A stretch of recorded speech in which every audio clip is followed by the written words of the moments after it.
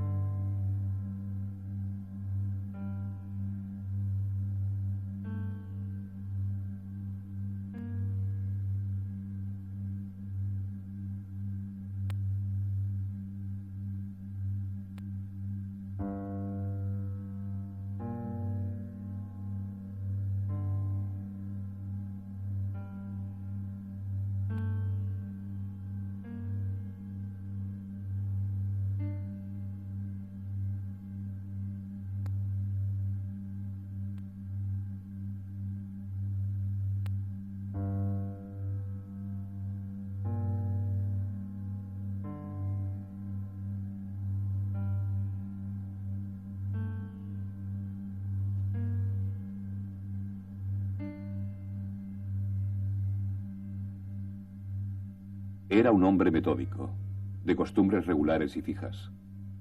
Se levantaba a las 7 de la mañana. Recibía al peluquero que le arreglaba barba y cabello. Desayunaba sin prisas y a las 8 en punto se disponía a recibir al primer paciente. 55 minutos de consulta y 5 de descanso. Y así toda la jornada excepto el tiempo de almorzar y cenar. Daba 2 cortos paseos para relajarse, que a veces aprovechaba para comprar tabaco, su único vicio. Fue un fumador empedernido toda su vida. Era un conservador convencido, inmerso en las aspiraciones y formas de vida burguesas de la época.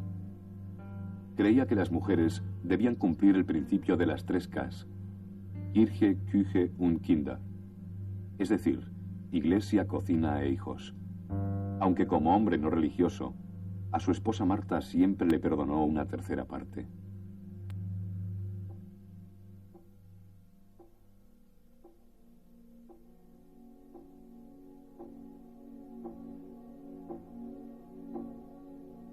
A las 9 de la noche se encerraba en su estudio para escribir y contestar la correspondencia, y también para pensar y reflexionar en soledad.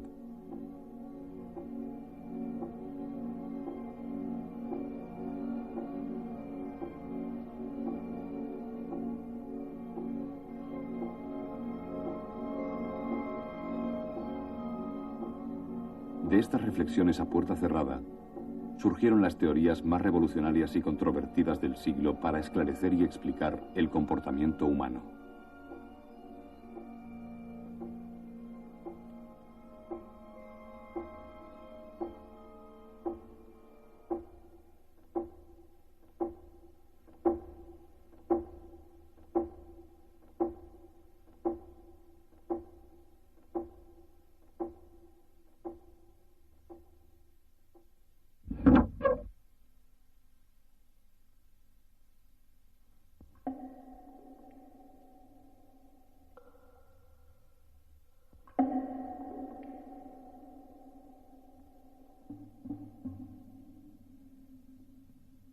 A finales del siglo XIX, ya nadie se atrevía a opinar que un loco era un ser maligno poseído por el demonio.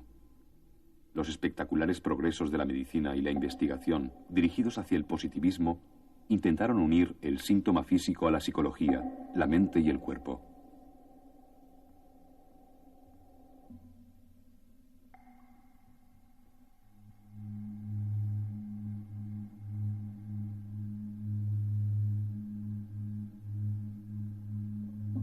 Seguí con disgusto la carrera de medicina, pero me esforcé en encontrar la forma de aliviar a los enfermos nerviosos y llegar a comprender el origen de sus dolencias. Había asimilado la terapia física, pero me hallaba perplejo ante los pobres resultados obtenidos con el tratamiento eléctrico de los trastornos nerviosos. Estaba seguro de que eran obra exclusiva de la sugestión.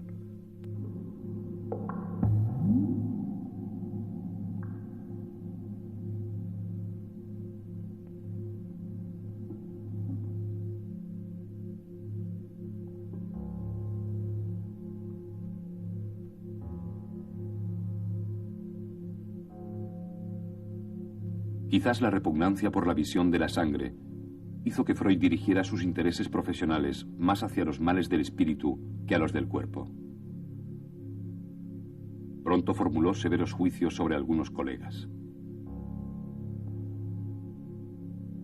El médico tradicional no entiende al histérico y frente a él se comporta como un verdadero profano. Le considera un transgresor de su ciencia, un hereje. Le atribuye toda clase de perversiones y la impostura deliberada de fingirse enfermo. Le acusa de exagerado y le castiga con el desprecio. Estas palabras son fruto de su contacto con Jean-Martin Charcot, el neurólogo francés que influiría decisivamente en su carrera. Cuando Freud se forma como médico, la enfermedad en general es concebida como un conjunto de síntomas específicos. Estos síntomas, una vez especificados, había que reducirlos a una causa anatómica o fisiológica. En el caso de anatómica, fundamentalmente una lesión orgánica, en el caso de la localizable, y en el caso, digamos, del campo del nivel fisiológico, una disfunción fisiológica. Frente a esta concepción, las enfermedades psíquicas, y en concreto la histeria, se escapaba o se empezaba a notar que era imposible de categorizarla bajo esta perspectiva. Charcot, maestro de Freud, fue quien más profundamente caló en esta anomalía que representaba la histeria frente a la concepción anatómico-patológica o fisiopatológica y empezó a buscar, digamos, la causa de la enfermedad en el ámbito del psiquismo. Freud, a lo largo de su vida, lo que va a hacer fundamentalmente es profundizar en esta intuición de Charcot y llegar a constituir una teoría propia del inconsciente como lugar originante de la histeria y en general de las enfermedades psíquicas.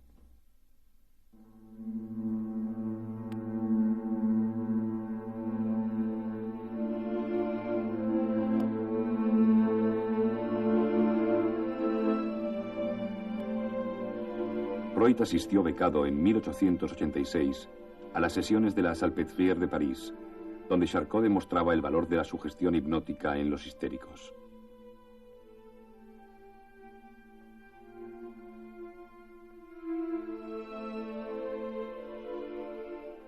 A su regreso a Viena, Sigmund Freud estaba obligado a informar a la Sociedad de Médicos sobre todo cuanto había aprendido en el extranjero. En los que puede observarse con claridad los síntomas somáticos de la histeria, es decir, los estigmas histéricos a través de los cuales Charcot diagnostica la neurosis.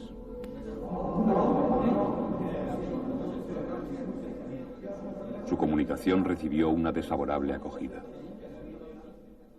Pero ¿cómo puede usted sostener semejantes disparates? Histera significa matriz. ¿Cómo puede ser, pues, histérico un hombre? No pido que se acepten mis diagnósticos, sino solamente disponer de pacientes para su estudio. Le emplazo a encontrar en Viena un caso análogo a los que usted describe y a presentarlo en este hemiciclo. Hallé un caso clásico de hemiamnestesia histérica en un hombre. Lo llevé a la Sociedad de Médicos y aunque en esta ocasión me aplaudieron, pronto perdieron todo interés por estas cuestiones.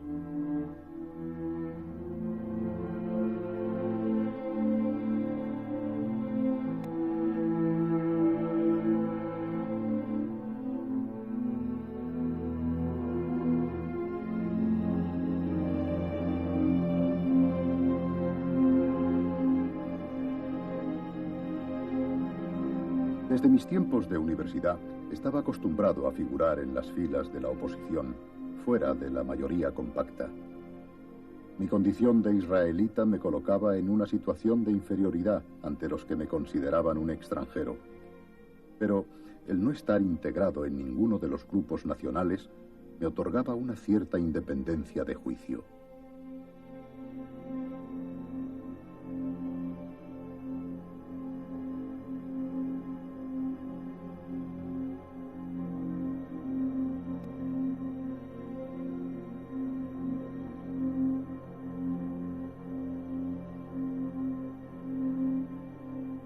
La ascendencia judía es un rasgo que Freud menciona a menudo en sus escritos.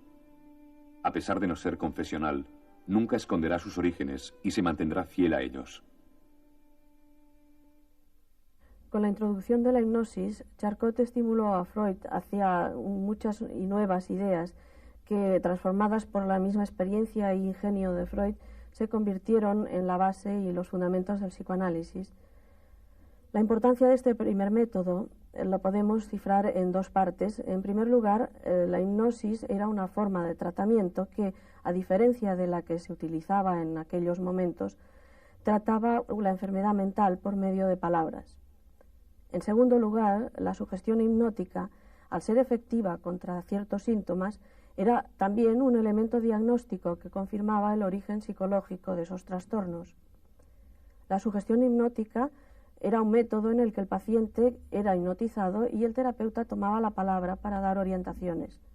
Este dio paso después a la utilización del método catártico, donde el paciente hipnotizado era quien hablaba, dando información al médico.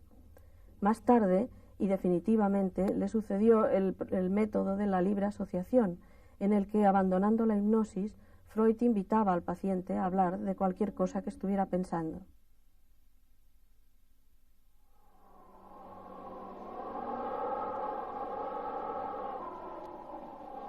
La familia Freud tenía una historia similar a la de muchos judíos alemanes.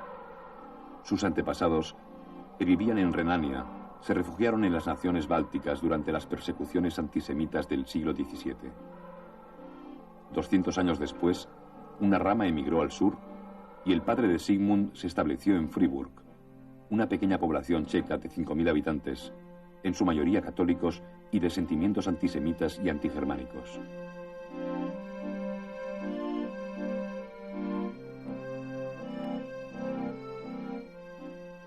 En este lugar de Moravia nació Freud, el año 1856. Primer hijo de la joven tercera esposa del maduro Jacob, un pequeño industrial de tejidos con crecientes dificultades económicas.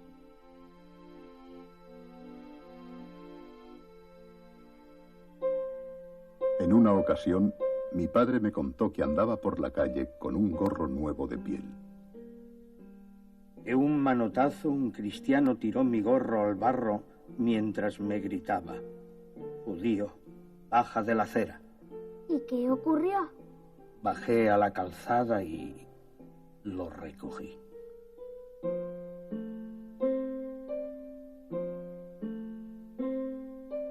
Freud explica esta anécdota muchos años después para recordar su vergüenza por la conducta del padre y para resaltar además el cambio de trato hacia la gente de su raza en una sola generación.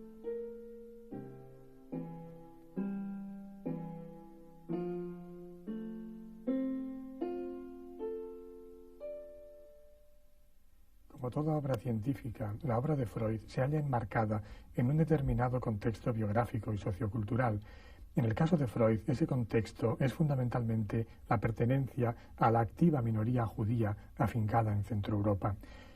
Aspectos vinculados a este contexto sería el planteamiento de Freud de que existen divergencias entre lo aparente y lo real, entre lo consciente y lo inconsciente, entre el síntoma y el significado, fenómenos que también eran perceptibles en la sociedad vienesa de su tiempo.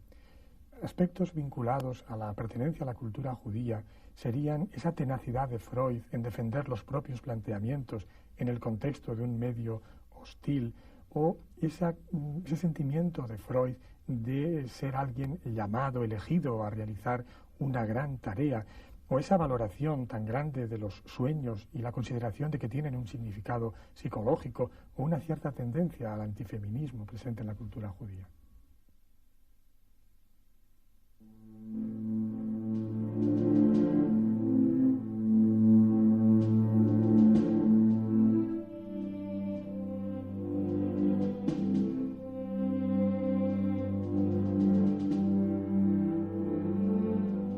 Debido a una fuerte crisis económica, mi padre perdió su negocio y nos vimos obligados a emigrar a Viena.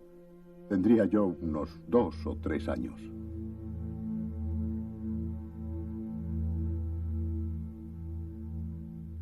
Freud fue un brillante estudiante de memoria prodigiosa, y por ello era el predilecto de su madre, y disfrutaba de una posición de privilegio en casa para poder estudiar. Cuando aumentó la prole de la familia, todos usaban velas en el dormitorio, excepto él, que disponía